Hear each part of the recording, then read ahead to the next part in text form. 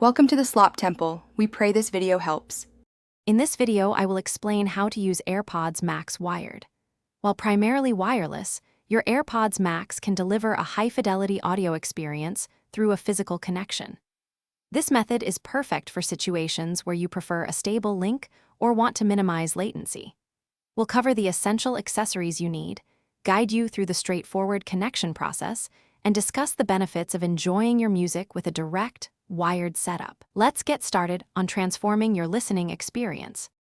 To connect your AirPods Max wired, the key accessory is the Apple Lightning to 3.5mm audio cable.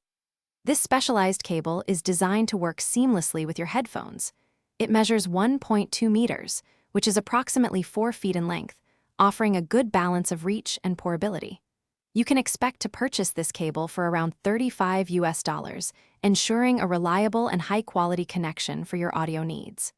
1, 2, 3, 4, 5, 6, 7, 8, 9, 10.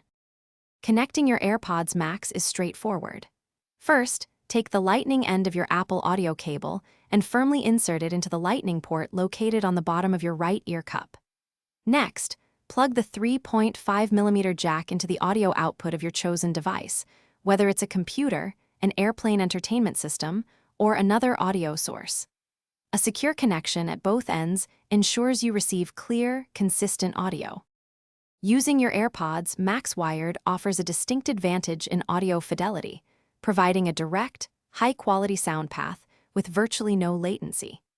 It's important to remember that even when wired, your AirPods Max still rely on their internal battery to power features like active noise cancellation and transparency mode. These advanced features remain fully functional, allowing you to enjoy immersive sound or stay aware of your surroundings, all while benefiting from a stable physical connection. 9. Thanks for watching. Consider subscribing if we helped you.